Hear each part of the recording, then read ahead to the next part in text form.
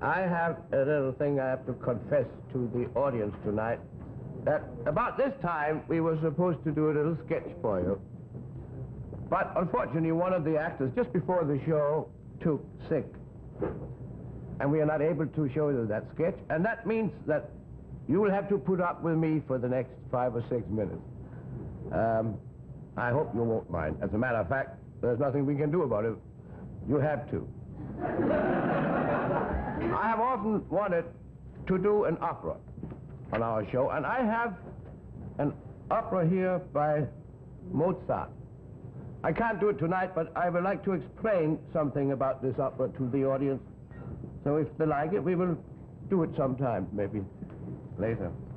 It's a Mozart opera because it is written by Mozart, and that's, of course, why it's called a Mozart opera. And Mozart also wrote the music, of course, in his spare time. And it begins, I would rather go over to the piano so I can explain it more thoroughly.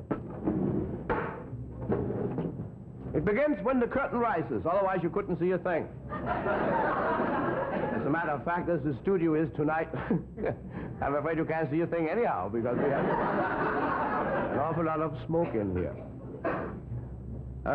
When the curtain rises, you see the stage. There are 2 trees on the stage, one on either side. Or vice versa, it all depends, of course, where you are seated. First, the tenor comes in. He's supposed to meet his soprano, as they usually call them. But she is a little late this particular season, so he hides himself behind one of the trees in order to surprise her when she comes in a little later, which she does. So when she comes in, she can't find him because he's behind the tree, and she doesn't know it. As a matter of fact, she knows it because she saw it at rehearsals. But she pretends that she doesn't know it, so she hides herself behind the other tree. Now they're standing behind each tree for about 27 minutes, I would say, roughly, and nothing happens. Except, of course, that the music is going on, the orchestra plays, but that doesn't mean a thing. Next, the chorus comes in, and nobody knows why except Mozart, and he's dead. And that is just too bad, of course, especially for Mrs. Mozart, but that is none of my business. I'm not going to mix myself up in other people's private life. Now her father shows up, not Mrs. Mozart's father, of course, but the soprano's father. He is very angry because she is not his daughter. Now, this has nothing to do with the opera. He found that out himself. Research. So he decides that she must die. She's a very obedient daughter, so she dies. And that is the end of the opera. Now you hear the overture. First, the conductor's footsteps when he enters the orchestra pit. You think he limps a little. He walks sideways. It's a very narrow pit. Here's the overture.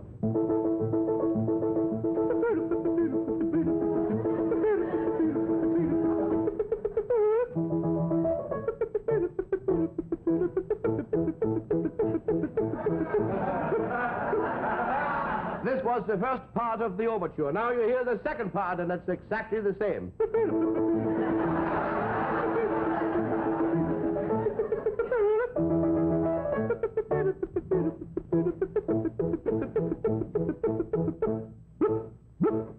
This little blip is an extra blip we have in case we should run short of blips, but that has never happened, so we have a lot of blips left over. Now the curtain rises, and the tenor comes in. He's a little tall fellow. He comes in a single file from the left.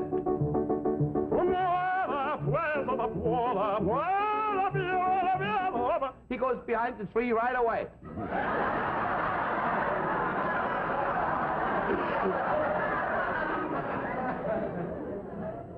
Now the leading lady comes in. She is supposed to fill the part of the soprano. She not only fills it, she overflows it a little bit. She's a very big, soprano. She's what we call a messy soprano. She comes in backwards, but nobody notices the difference anyhow.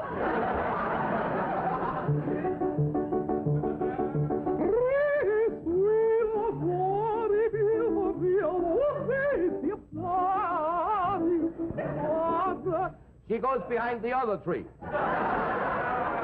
She can hardly wait because she has to make changes till the next act. Now they're standing there for about 27 minutes, and next the chorus comes in. The light is dimmed, so you can hardly see them, and that's why they're dressed in a kind of cheap underwear, because there is no reason to spend a lot of money for costumes when you can't see them.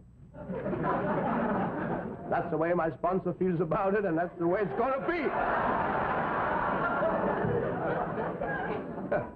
Well, now the light is dim. There are supposed to be 12. But tonight there are only 11 because one didn't feel too well. I don't have to tell you this. This is none of your business. But it actually so happened that this is an elderly gentleman who has been with the company for many years, and his daughter was married 2 weeks ago. So he has been celebrating ever since. He's a nice fellow, hasn't got... He's a nice fellow. He hasn't got much of a voice, but, you know, you just don't want to throw these people out. Yeah, his daughter was married to him. She is the ugliest thing you have ever seen, but this has nothing to do with the opera, so there's no reason we should go into detail. So here the chorus comes.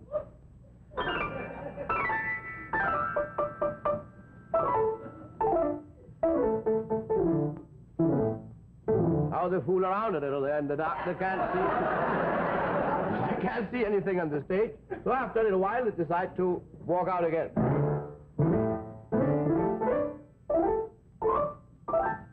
Here's one who couldn't walk so fast.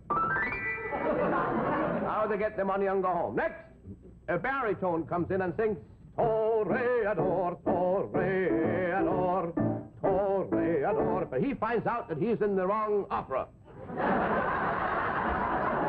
He disappears. Next, the father comes in, the Il Basso.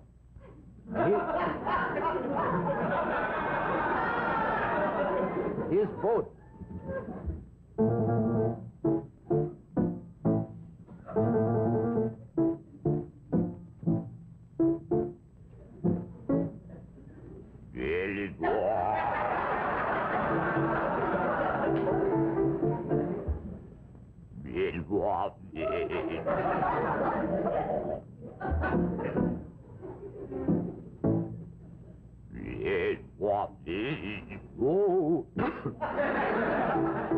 Well, how low can a man get? Next! He tells her that she must die, and she is very obedient, so now she sings her famous die aria.